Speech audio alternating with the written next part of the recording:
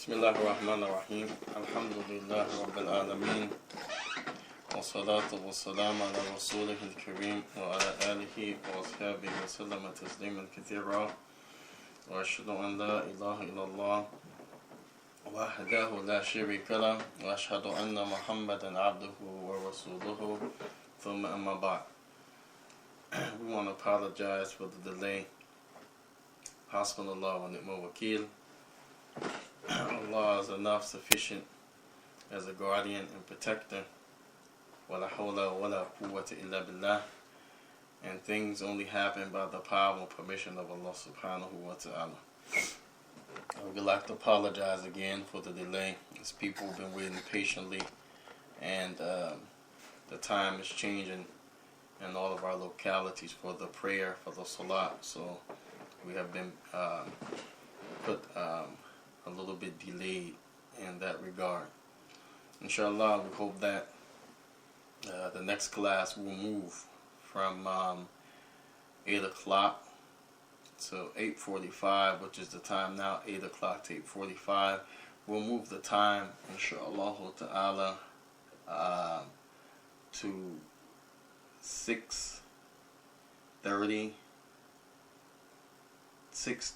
to 7:15. 6:30 to 7:15, inshallah ta'ala. We will change the time for the next classes. We will send out a reminder, and we will send out class changes, inshallah. Tonight, inshallah, we want to take the last principle from the Qawaid Arbaa Cls, from the four principles by Shaykh al-Islam Muhammad ibn Abdul Wahhab. The first principle we took, it was the principle of not making a way to draw nearer to Allah subhanahu wa ta'ala on your own. Not making a way to draw nearer to Allah or close to Allah or to gain Allah's love on your own. If you do that, then this is shirk, because Allah has already given ways to draw close, to draw near to Him subhanahu wa ta'ala. And al-Tabarak wa ta'ala mentioned that the idols that the early pagans used, they said, La na'buduhum illa linuqarribuna ila Allahi zulfa, that we only worship them, we only pray to them, seeking to gain nearness, closeness, righteousness, more beloved in the sight of Allah. So they use those idols as a means to draw closer, when Allah had already given means to draw closer to Him. The second principle the Shaykh mentioned is that you don't take something to intercede between you and Allah subhanahu wa ta'ala, the mighty sublime. You don't put something between you and Allah to take your prayer, to take your dua, to take your request to Allah. You yourself, you ask Allah. If you make something a shufa'a'u, which that word in Arabic means something between you and Allah, to take your request and your prayers and your invocations to Him, then this is shirk. And the Shaykh, he mentioned the verse of Allah when they said, وَيَعْبُدُونَ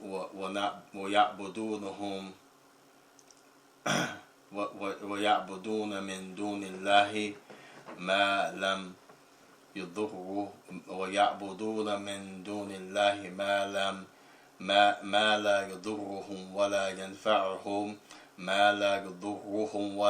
ينفعهم ويقولون هؤلاء شفعاؤنا عند الله.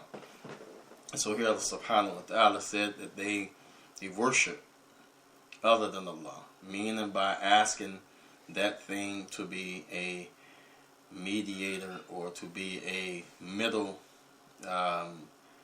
adversary between them and Allah. And they did this by way of statues, again making replicates and statues of righteous people, people that were either prophets, messengers, or righteous people, devoted people, and they said we're only using them to ask them to intercede between us and Allah. So this is shirk. And we mentioned from that second type of principle that the Sheikh mentioned in his book, there's two types of intercession. There's the intercession in this life where Allah Tabaraka wa Ta'ala, He won't accept any intercession from a person except that He's pleased with him. If Allah is pleased with that person, the person is a person of Tawheed. He doesn't make shirk with Allah. She doesn't make shirk with Allah. And therefore, after the pleasure of Allah, Allah being pleased with that person as a person of Tawheed, Tawheed meaning that they don't make shirk to Allah in any way. Then the second is Allah has to give the permission for that one to intercede. And once that's done, then Allah Tabaraka wa Ta'ala will allow the intercession. And if that one who intercedes himself has made shirk, that one who intercedes himself is not from the people of Tawheed, then Allah would not accept that intercession because of the invalidation of that one who's interceding his Tawheed himself. So the Tawheed is a prerequisite. And then secondly, Allah, after being pleased with that person's Tawheed, his or her worship, then Allah has to allow it, the intercession. And then there's the intercession on the Day of Judgment, which the Prophet ﷺ in the Hadith will be making sajda before Allah subhanahu wa ta'ala, Jalla wa Ula, praising Allah, exalting Allah, glorifying Allah. And then Allah will tell him, Irfa ratsek, raise your head. And then at that time, the permission is granted from Allah for the Prophet on the Day of Judgment to make intercession for the people from his ummah, the people of Tawheed. Although they have sins and they may be in trouble, he can intercede by Allah's permission. So these are the type of intercession. And you cannot make a idol or to make someone who's not a person of Tawheed adversary between you and Allah. You must ask Allah yourself, subhanahu wa ta'ala. Then the third principle the Shaykh he mentioned, and we took this last week, is that worshiping the idols is not the only type of shirk. Because there's a misconception, if you worship idols, this is making shirk. And shirk is to take other than Allah as a deity, to please or to serve or to pray to or to ask or to do anything that Allah has told you to do to Him subhanahu wa ta'ala, that you do it for other than Allah. Then this is the general meaning of shirk. While Allah is the one who created you and He deserves that worship, that servitude. And the misconception, the Shaykh mentioned it and proved it to be wrong, that idol worshiping is the only type of shirk. And he mentioned the verse, well, Tabaraka wa Ta'ala, in different places of the Quran, mentioned people who worship the angels, people who worship the prophets, people who worship the trees and stones like this. And this is what we took last week and where we left off in the class. The main evidence for this is that Al-Tabaraka wa Ta'ala mentioned about Lat wa Uzza wa Manat Thalitha Ukhra, the three types of idols of the pagans. And they are the, as they say, A'dama Asnam in the Arab. They are the greatest, the most superior of the idols in the Arab culture and religion. As they have many, they have hundreds, thousands, but these three are the biggest. The Lat, we mentioned again, Allah mentioned Lat in the Quran. Prophet mentioned Lat in the Hadith, and Lat is the name of a righteous man that was from a place called Ta'if, outside of Mecca. And this person, he used to make it the Hajj. He was a righteous person. And when he died, they made an idol of him and put it inside of the Kaaba and put a curtain over it for sanctity. And thus they used to go and pray to Lat. And the Prophet ﷺ sent Abu Sufyan and Mughira ibn Shu'bah to destroy those idols. And then you have Uzza, which was actually a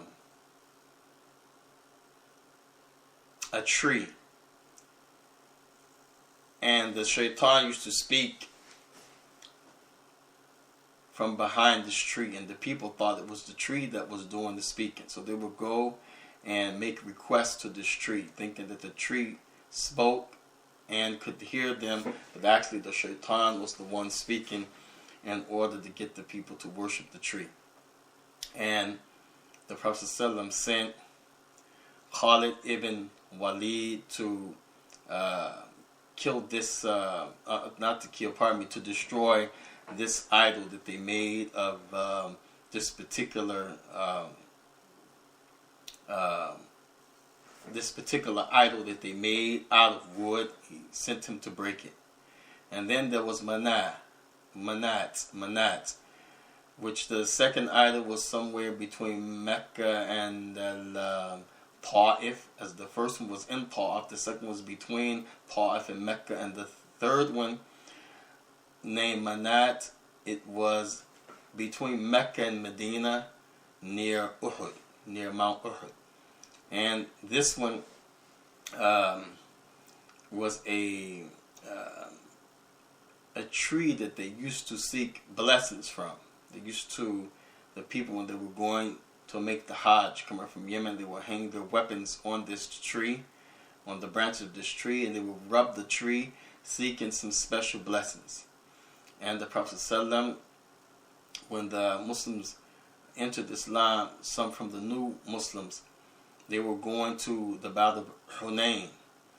And as they passed by that tree, a known tree that the Arabs used to do this practice in the days before Islam, seeking blessings by rubbing the tree, they asked the Prophet, Ij'al lana anwat kadat anwat, make a thing for us to seek blessings from, like they have that tree they seek blessings from. And the Prophet said, Allahu Akbar, Allahu Akbar, Allahu Akbar, 3 times of amazement, as this was shirk.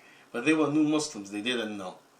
So thus, this proves that if you do something not knowing, even if it's shirk, it doesn't take you outside of Islam, but that the religion has to be learnt so that people don't fall into shirk.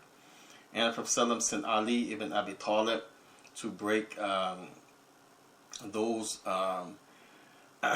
idols that they made to represent Manat, which was the tree that the people used to seek these blessings from.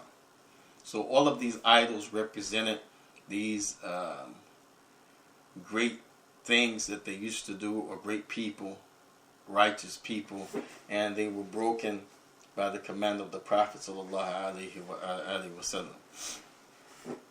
Or they were broken by the command of the Prophet ﷺ,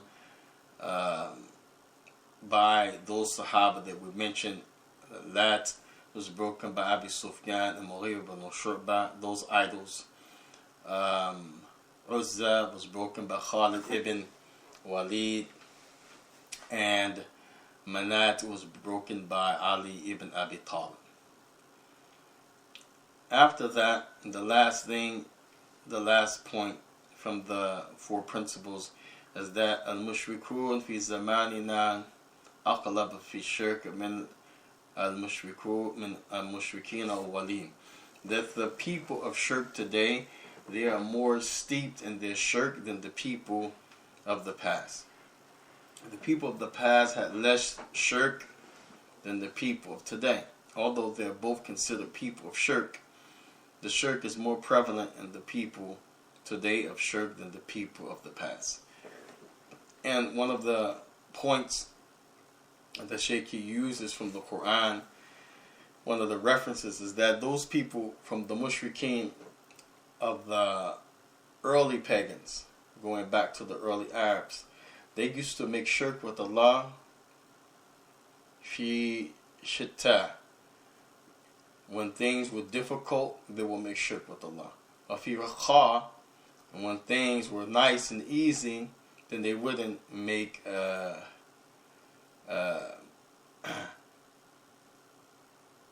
when things were nice and easy, pardon me, they would make shirk to Allah Tabaraka wa Ta'ala. But when they were in trouble, then they would call on Allah alone. When things were nice and easy, this is when they busied themselves with the shirk to Allah Subhanahu wa Ta'ala. But when they were in difficulty, in harm's way, then they would call on Allah alone Subhanahu wa Ta'ala. Allah Subhanahu wa Ta'ala mentioned in many places in the Quran this fact when He says, for example, وَإِذَا تَجْرِي فِي الْفُلْكِ دَعْوَ اللَّهَ مُخْلَصِينَ لَهُ الدِّينَ وَإِذَا نَجَّيْهُمْ إِلَى الْبَحْرِ فَهُمْ مُشْرِكُونَ فَهُمْ مَاذَا يُشْرِكُونَ. And Al-Tabarak wa Ta'ala, the meaning in English, وَإِذَا تَجْرِي فِي الْفُلْكِ نعم. And when they are riding, sailing in their ships, دَعْوَ اللَّهَ, they call on Allah. How? مُخْلِصِينَ لَهُ الدِّينَ, without making partners to Him. They ask Allah Subhanahu wa Ta'ala when the waves come, they're in trouble. وَإِذَا نَجَّيْهُمْ, and when we make them safe, when Allah answers their supplication and brings them to safety, إِلَى الْبَحْرِ, and they return back to the shore, the lands after the shore. They return back to the land after being in sea. They return back to the shores of safety. For whom yushrikun, then they turn back to making their shirk. So this was the plight of those early pagans. When they were in good times, they will make shirk. They will disobey Allah Subhanahu wa Ta'ala to the utmost, to the fullest. Ghayatul ma'asi wa huwa shirka billah, to the greatest and the highest level of disobedience to Allah Tabaraka wa Ta'ala. But when they were threatened with harm, when the waves would come and they were upon those ships, then they would call on Allah alone, knowing that Allah Subhanahu wa Ta'ala is the one who controls the affairs. He is the one that hears. He is the one that answers. So therefore, the point that Sheikh is making, way back during that time when he wrote this essay, way back in the time, if we were to talk about maybe 1200 and something on the Gregorian calendar, we're 2000 now, so you go back to the 1200s, maybe 1300s. The Sheikh wrote this essay way back during that time, and he was saying then that the mushrikun of that time, in his era, they were more steeped and they were more taken by shirk, that they were people that were engrossed in shirk more so than the Arabs of the polytheists during the time of the Messenger sallallahu alaihi wasallam and prior to the coming of Muhammad as a prophet and messenger. So if that's the case, if you talk about 1200, 1300s, then what about now, when they have all kind of isms and schisms, every type of thing you can think of, they've made shirk out of it. Any type of way to disobey Allah Tabaraka wa Ta'ala or to make partners with Him, they have figured it out. Allahumma musta'an. In a sophisticated way, in a way that it's amazing that the mind could be that much of a tool to make shirk with Allah Tabaraka wa Ta'ala, that the mind could be that clever to make the various ways of shirk while so inadequate, so unintelligent to not worship Allah Subhanahu wa Ta'ala alone. And this was the last point that the Sheikh mentioned, that is that the mushrikun of this time, meaning his time when he wrote the book. So if that's his time, then of course in our time, 800 years or so later, of course, they have more shirk now than they did when the Sheikh made that statement about the shirk in his time. And that was the shirk in his time was more abundant, more prevalent. They had more shirk. The mushrikun were more steep in their shirk than the mushrikun of the time of the Prophet, the time of the early Arabs. Because those early Arabs, they used to, in good times, make shirk to Allah Tabaraka wa Ta'ala. They used to forget Allah Subhanahu wa Ta'ala during the time of pleasure. But when they were in trouble upon the ships, when they were in trouble with the big waves and they were facing possible drowning, being destroyed, then they would call on Allah Subhanahu wa Ta'ala, Da'wa Allah mukhlisina lahu deen. They would call on Allah alone Subhanahu wa Ta'ala. And this shows that as the times go on, things get worse. As the generations proceed, things will become more problematic. The closer that we are to the Day of Judgment, the more straight people will be. And the closer we are to the first 3 generations, the more guided and the more safe the people will be from the punishment of Allah Subhanahu wa Ta'ala. Some points lastly from this whole treatise. We should mention that in the beginning the Shaykh he mentioned the 3 ways of being a person that achieves and a person that receives true happiness in this life and the hereafter. The Shaykh he mentioned that if a person is given something by Allah Tabaraka wa Ta'ala, that he thanks Allah. Shukr. And this shukr is not simply saying thank you, O Allah, but it is in statement and in actions that you obey Allah Subhanahu wa Ta'ala to express the shukr, the gratitude. The second thing the Shaykh mentioned, if a person is tested, that they sabr, they hold to the patience, meaning that they stay upon obedience. They don't negotiate obedience to Allah for disobedience to Him. They don't obey the creation at the expense of disobeying Allah Subhanahu wa Ta'ala. That's not patience. They stay away from the disobedience, the prohibited things, and they comply and accept the decree of Allah Subhanahu wa Ta'ala in the good and the bad things, and the sweet and the bitter things, and the things that you like and the things you don't like. You realize, you acknowledge, you control yourself, knowing that this is all out of the wisdom and the deep knowledge of Allah Subhanahu wa Ta'ala, that there is some good in everything, including the test from Allah Subhanahu wa Ta'ala. This is the patience. The second thing to the total happiness in this life and the hereafter. And the last one, when a person athnaba, when they commit a mistake or a sin, they disobey Allah, istaghfara, that they seek forgiveness from Allah Tabaraka wa Ta'ala, that they feel bad about it, that they say to Allah and to themselves that they're not going to do it again, and that they don't go back to it. These are the 3 ingredients the Shaykh mentioned at the beginning for happiness in this life, the true happiness and contentment in this life and the hereafter. And then the Shaykh mentioned the purpose for being on this earth, which was to worship Allah Subhanahu wa Ta'ala, and that the food and the drink are those things that Allah made it a necessity for us to exist, but moreoverly, they are things that Allah made necessity to use in the worship to Allah Tabaraka wa Ta'ala. Therefore, your food and your drink is only given to you so that you may nourish yourself and to obey Allah Tabaraka wa Ta'ala. That your food and your drink may be used as a means to worship and obey Allah Subhanahu wa Ta'ala, and not the mere eating and drinking as animals and those that are not accountable enjoy. But that we enjoy it, but the purpose is that we nourish ourselves for the continuous worship to Allah Subhanahu wa Ta'ala and the obedience to Him Azza wa Jal.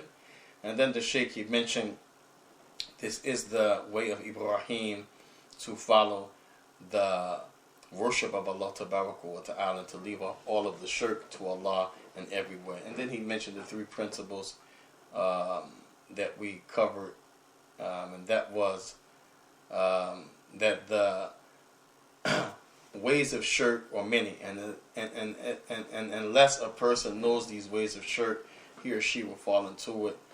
So he mentioned the first type of shirk, that you use something to draw closer to Allah wa ta'ala, while Allah has not told you to use that thing. Then this is shirk, because drawing close to Allah is an act of worship, and it must be done in accordance with what Allah has sent, subhanahu wa ta'ala. Secondly, that a person must not make between him and Allah an adversary, one to take his dua and his request to Allah, but rather he takes it to Allah, whether he be a sinner, whether he be righteous, whether he be someone who has made the greatest sin to Allah or the most insignificant sin to Allah. He repents to Allah, he asks Allah on his own. He doesn't place between him and Allah a adversary or want to make shifa'ah, meaning to intercede on his behalf, as this is also a type of shirk, as Allah has commanded you to call on him and he will answer you.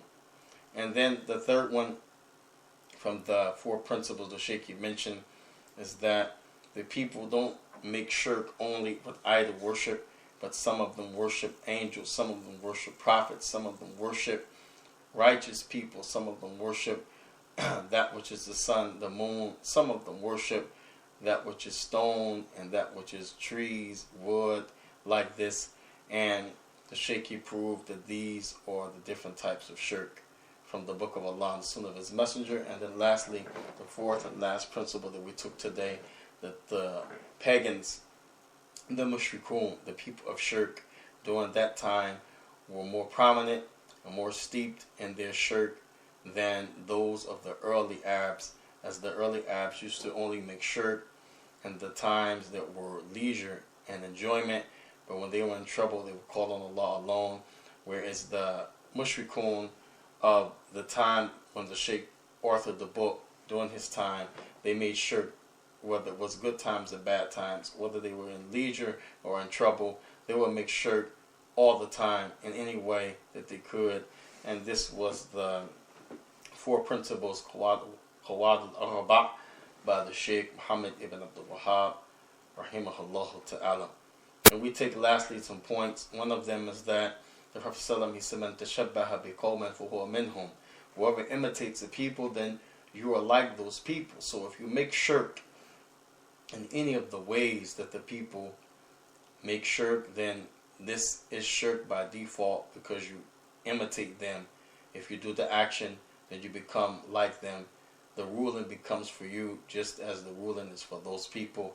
And then we have Allah Musta'an, that the person who doesn't know the wrong may fall into the wrong. So it is very important that you learn both what is right and both what is wrong. As some people think it's a waste of time to learn what's wrong, to learn what is sinful, to learn what is innovation, to learn what are the things that are bad, but rather these are tools by which a person may abstain by the mere knowledge of those things themselves.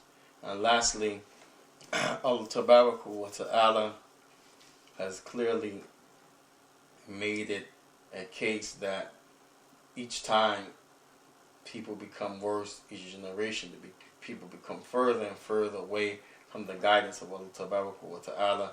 Therefore we should hold close to the guidance, hold tight to the Book of Allah, the Sunnah of His Messenger Sallallahu, and know that there is no other reason that we have been created except to worship Allah.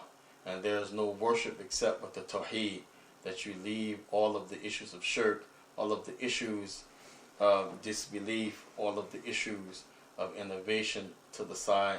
We ask Allah to accept from us that which is our worship. We ask Allah subhanahu wa ta'ala to have mercy on us all.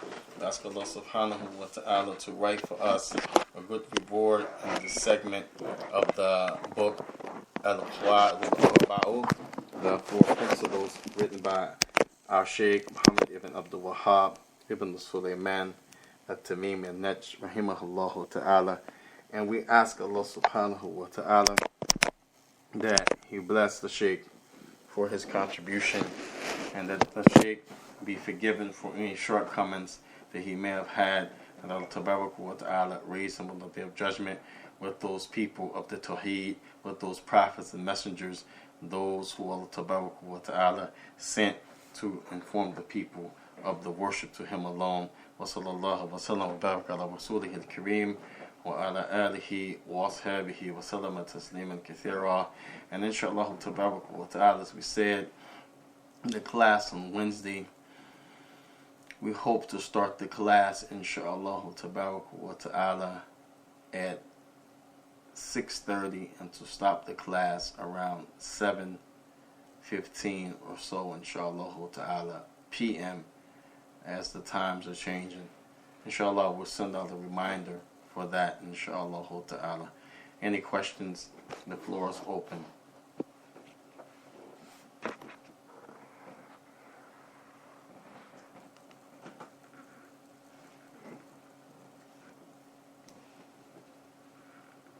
For those people who have questions, they can, bi'ithnillah tabarak wa ta'ala, press the star key twice to unmute themselves. And then after the question, they should mute themselves back. Barakallahu feek.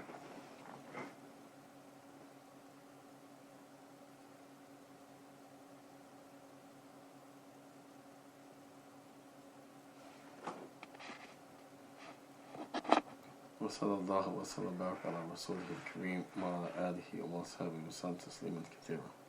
السلام عليكم ورحمة الله وبركاته.